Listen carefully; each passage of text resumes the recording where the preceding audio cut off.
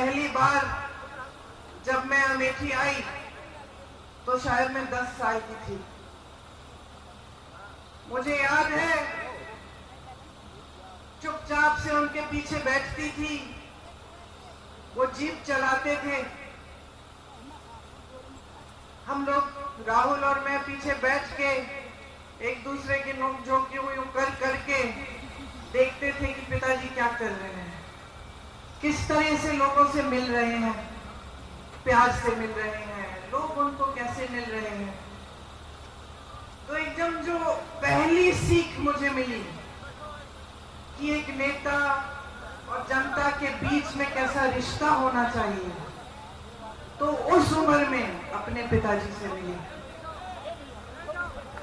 आप सब जानते हैं मेरे पिताजी एक बहुत नेक इंसान थे, दिल बहुत साफ था, ईमानदार थे और बहुत हिम्मत वाले थे। जैसे जैसे मैं बड़ी हुई कभी कभी उनके चुनाव के प्रचार के लिए यहाँ आ जाती थी। पहली बार जब मैं 20-25 दिनों के लिए यहाँ आई तो अपनी माता जी के साथ उनके प्रचार में आई और यहाँ का तारपुर का जो गेस्ट हाउस था वहां पे हम लोग रहते थे। उस समय कुछ सारा साधन नहीं थे, प्रचार भी अलग तरह से होता था, गांव-गांव जाते थे, मैं माता जी के पीछे पीछे जाती थी। पिताजी चुनाव जीते,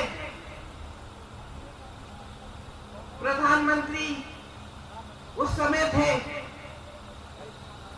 अमेठी के लिए जितने काम कर पाए उन्होंने किए। यहाँ पे बड़े बड़े उद्योग खोले, सड़कें बनाई, उस समय इंडिया मार्क 1 होता था, हर जगह इंडिया मार्क 1 लगवाया, जहाँ रास्ता नहीं था रास्ता बनवाया, जहाँ सड़क थी खड़िंजा लगवाया, खड़िंजे पे पक्का किया। बार बार आते थे, अपनी जीप में बैठ के गांव-गांव जाते थे।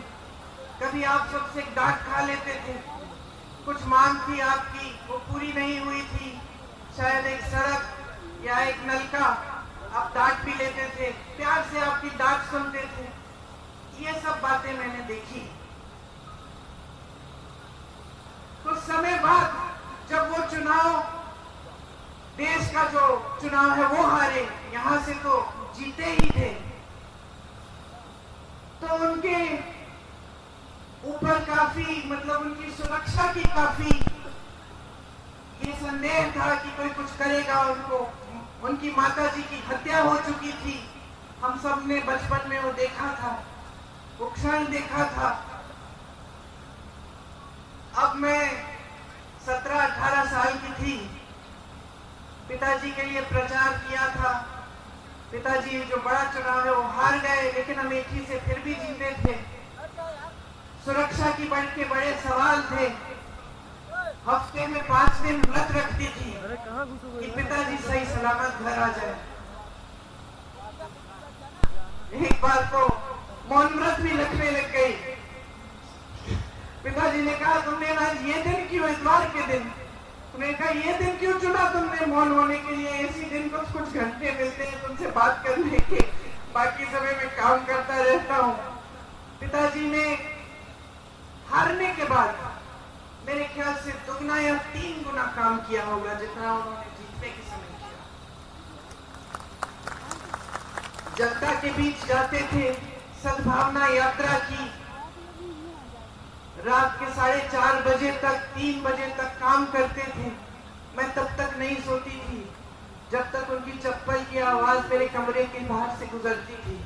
मुझे सुनाई देता था कि पिताजी घर आ गए, तब नींद आती थी, घबराहट होती थी कि कोई कुछ कर ना दे।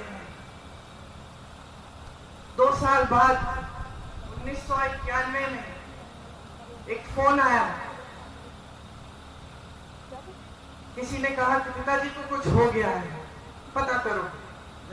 चुनाव प्रचार में गए थे, रात के शायद 10:30 या 11 बजे थे।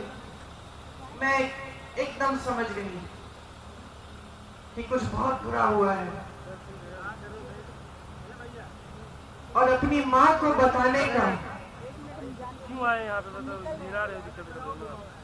मतलब मुझे अपनी माँ को बताना पड़ा कि जिस शख्स के लिए वो अपना देश छोड़कर हमारे देश आई थी, जिसके प्रेम के लिए उन्होंने कई त्याग किए थे, हमारी संस्कृति सीखी, नए तरीके सीखे, इंदिरा जी से हमारी भारतीय सभ्यता सीखी, वो खत्म हो गए हैं। मैं उनके कमरे में गई और जब मैंने उनको बताया तो उनकी आंखों में जो मैंने देखा, जैसा एक अंधेरा सा छा गया।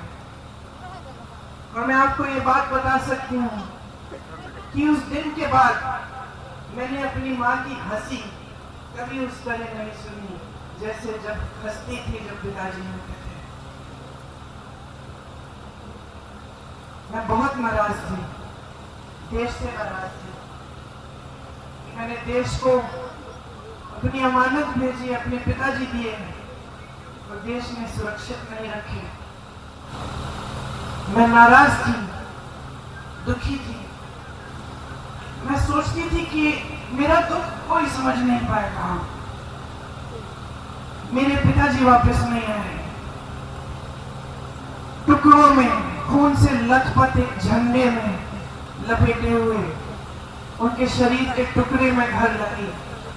मेरी टूटी हुई माँ सालों के लिए ठीक नहीं हुई।